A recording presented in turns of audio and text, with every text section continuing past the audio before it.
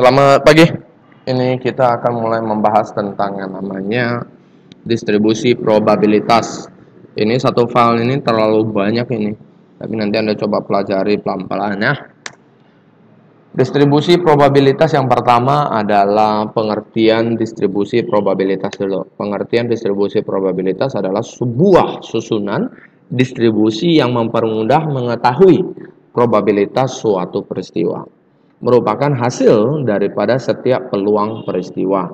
Jadi artinya kalau kita membaca hasilnya ini, hasil daripada distribusi probabilitas, kita bisa mendapatkan sesuatu yang lebih gampang untuk kayak tabel lah, misalnya bilang tabel itu udah ada judulnya ini itu kan lebih gampang kita mengerti isi-isinya. Oke. Contoh, berapa peluang meraih untung investasi reksadana? Nah, untung dan untung itu kan belum bisa kita pastikan, tetapi bisa kita arahkan gitulah, arahkan untuk mungkin mendapatkan. Berapa banyak barang yang harus dikirim apabila selama dalam perjalanan barang mempunyai probabilitas rusak? Berapa peluang karyawan bekerja lebih baik esok hari? Nah, Anda butuh cerita data di situ ya. Variabel acak ini sampel ini, sebuah ukuran atau besaran yang merupakan suatu percobaan hasilnya ya, atau kejadian acak yang terjadi, acak atau untung-untungan. Untung-untungan artinya tidak bisa kita prediksi gitu ya, dan mempunyai nilai yang berbeda-beda. Variabel acak diskrit mempunyai hasil percobaan yang mempunyai nilai dalam suatu interval tertentu. Ini cerita diskrit. Dalam interval misalnya 1 sampai 5 hanya punya angka 1, 2, 3, 4 dan 5. Variabel acak kontinu merupakan hasil semua percobaan yang mempunyai nilai yang menempati seluruh titik di dalam suatu interval. Artinya di antara 1 sampai 5 bukan hanya ada 1, 2, 3, 4, 5, tetapi ada siapa? Ada 2,5, ada 3,7, ada 2,99 dan seterusnya. Banyak sekali angka-angka yang berada di dalam itu ya. Itu namanya kontinu. Nanti Anda harus bisa baca sendiri juga bagaimana apa perbedaan antara diskrit dengan kontinu. Konsep-konsepnya, pengertian probabilitas dan manfaat probabilitas. Definisi probabilitas adalah peluang suatu kejadian. Jadi Anda ingin mengetahui seberapa mungkin kejadian itu terjadi. Contoh, berapa peluang Anda untuk lulus daripada microskill sekarang? Itu artinya jawabannya masih 0,5%. Nah, 0,5%. Walaupun Anda sudah masuk ke semester-semester akhir ya. Semester-semester akhir mungkin bisa lah, peluang bisa agak besar sedikit lah, ya kan? Ya kan? Nah, tapi apakah sudah bisa jadi jaminan Anda lulus? Kan belum tentu. Nah, itu yang kita maksud. Probabilitas itu mengurusi hal-hal seperti ini. Ya, manfaat mengetahui probabilitas adalah membantu mengambil keputusan yang tepat karena kehidupan di dunia ini belum ada kepastian dan informasi yang tidak sempurna. Contoh misalkan Anda jalan-jalan nampak satu buah jas hujan misalkan. Nah, Anda sedang bingung mau mengambil jas hujan tersebut atau tidak. Nah, jadi pertanyaannya, Anda membutuhkannya atau tidak? Nah, jangan kayak cewek ya. Cewek biasanya nggak berpikir dia, oh ini barang mungkin saya pakai katanya, mungkin kan. Dibelinya dulu. Nah, kira-kira seperti itu. Kalau cowok biasanya perhitungannya jauh lebih banyak. Ya kan? Tapi cowok juga ada yang punya kebiasaan the power of kepepet katanya. Kalau the power of kepepet katanya sudah mau dipakai baru dibeli. Itu yang gawat juga. Ya, jadi kita cerita normal dulu. Kita cerita normal. Kalau manusia yang normal, dia akan memperhitungkan segala sesuatunya. Nah, pertanyaannya pada saat dia ketemu jas hujan, oh, saya kan berkendaraan menggunakan sepeda motor. Otomatis saya beli lebih baik. Ya kan? Tapi kalau orang yang hanya punya mobil, dia tidak punya sepeda motor, ngapain pula dia beli jas hujan? Kan begitu. Mungkin penggunanya ada juga, tapi jauh lebih sedikit. Apalagi ibu rumah tangga. Ini apakah membutuhkan jas hujan? Jawab sendiri ya. Oke. Contoh lain adalah pembelian harga saham berdasarkan analis harga saham. Analisis, dia harus dianalisis tuh. Harga sahamnya sedang naik nggak? Atau mungkin beberapa di antara kalian sudah ada yang main saham. Ya kan? Sekarang main saham bukan hal yang sulit ya, membutuhkan modal pun nggak besar-besar amat sih. Tapi bisa. Ada kok orang yang mahasiswa juga main saham kan, mungkin mereka lebih pintar daripada saya kan gitu. Kayak saya nggak tahu main saham. Saya hanya tahu kalau disuruh menganalisis mungkin bisa lah. Tapi kan saham itu naik atau turun, itu berdasarkan apa? Nggak tahu. Tiba-tiba dia bilang turun katanya. Tiba-tiba dia bilang naik. Kalau naik Anda senang lah. Ya kan? Kalau turun, Anda ngapain ya? Kita cobalah tuh. Peluang suatu produk diluncurkan. Suatu produk diluncurkan, si perusahaannya pasti berharap sukses kan? Karena mereka optimis. Kalau nggak sukses ngapain diluncurkan kan begitu. Ya, tapi kita melihat dari sisi lainnya, bisa nggak barang ini sukses gitu kan? Kalau misalkan ada yang namanya handphone jenis terbaru muncul, ya, misalkan merek Xiaomi dengan merek iPhone. Mereka kalau muncul pada saat yang bersamaan, misalnya dalam waktu bulan yang sama, itu pasti penjualan salah satu item tertentu itu pasti berkurang.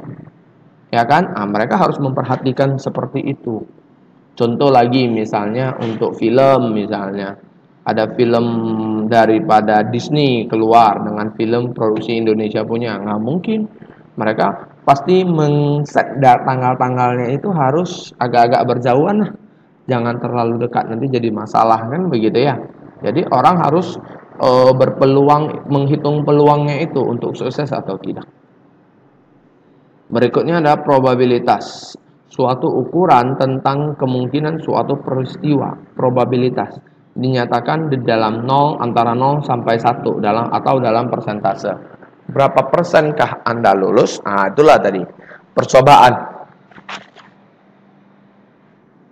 Pengamatan terhadap beberapa aktivitas atau peristiwa yang memungkinkan timbulnya paling sedikit 2 peristiwa tanpa memperhatikan peristiwa yang mana yang akan terjadi. Itu namanya percobaan.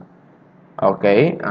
Hasil daripada suatu percobaan disebut dengan nama outcome.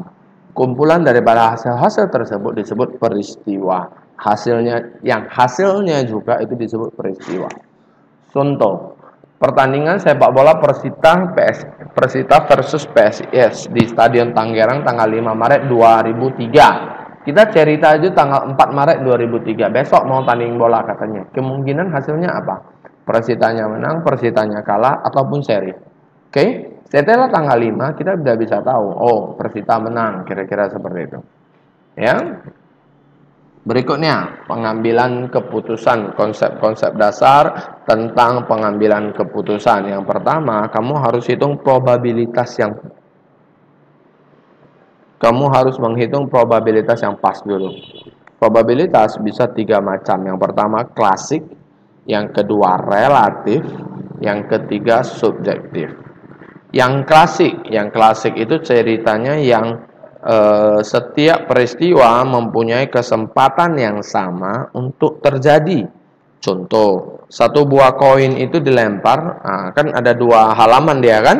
Satu halaman biasanya disebut kepala, satu halaman berikutnya disebut ekor, ya kan? Itu head or tail. Kalau dalam bahasa Indonesia biasanya disebut dengan nama gambar dan angka. Rumusnya itu adalah jumlah kemungkinan hasil dibagi jumlah kemungkinan total. Oke, ini ada beberapa contoh, ya kan? Ini baru peristiwa yang berdasarkan relatif. Relatif itu ya namanya juga relatif. Contoh misalnya dadu. Dadu kalau dilempar-lempar selalu muncul angka 1, 1, 1, 1 terus. Itu artinya dadunya sudah tidak normal. Pada saat dadunya tidak normal, itu peluangnya hanya menggunakan yang namanya percobaan relatif punya. Nggak bisa dia menggunakan yang tadi yang pertama apa? Klasik. Karena peluang suatu kejadiannya itu antara satu dengan yang lain itu tidak sama. Oke, karena tidak sama. Contoh ini, dalam 12 bulan 10 kali terjadi inflasi, 2 kali terjadi deflasi. Jadi kalau ada orang yang mau memprediksi tentang inflasi dan deflasi, itu nggak bisa 0,5 lagi. Mereka pakai 0,83 dan 0,17. Ini untuk kejadian yang di sini ya. Nah, kejadian di tempat lain belum tahu. Berikutnya tentang hukum-hukum dasar probabilitas. Hukum-hukum dasar. Jadi kalau punya dua peluang itu bisa dihubung-hubungkan. Yang pertama penjumlahan. Penjumlahan itu pada dasarnya adalah peluang pertama tambah dengan peluang kedua. Tapi masalahnya adalah bagaimana kalau ada kejadian yang bersama. Kalau ada yang kejadian bersama itu tinggal dikurangin aja. Ya, itu tinggal dikurangin. Oke, next. Kalau bagaimana kalau dia saling lepas? Kalau saling lepas berarti kan tidak ada kejadian bersama ya. Dia rumusnya pakai kurang 0, kurang itu juga nggak apa-apa. Tapi yang dikurang adalah 0. Hukum perkalian adalah peluang A dan B. Itu artinya peluang A kali peluang B. Tinggal dikalikan aja. Peluang bersyarat. Nah, peluang bersyarat ya. Hukum perkalian peluang bersyarat ulang lagi. Peristiwa pelengkap atau complementary event. Complementary event contoh seperti ini. Bagaimana, apakah Anda mandi hari ini? Itu adalah complementary event. Karena jawabannya hanya dua kemungkinan. Yang pertama Anda mandi, yang kedua Anda tidak mandi. Kan kira-kira seperti itu. Makan juga. Ya, kira-kira seperti itu. Complementary event itu hanya terjadi dua kemungkinan. Tidak ada kemungkinan yang ketiga, itu complementary event. Jadi artinya kejadian pertama dan kejadian kedua itu sangat berhubungan. Peluang kejadian pertama itu sama dengan 1 dikurang dengan peluang kejadian berikutnya atau kejadian kedua.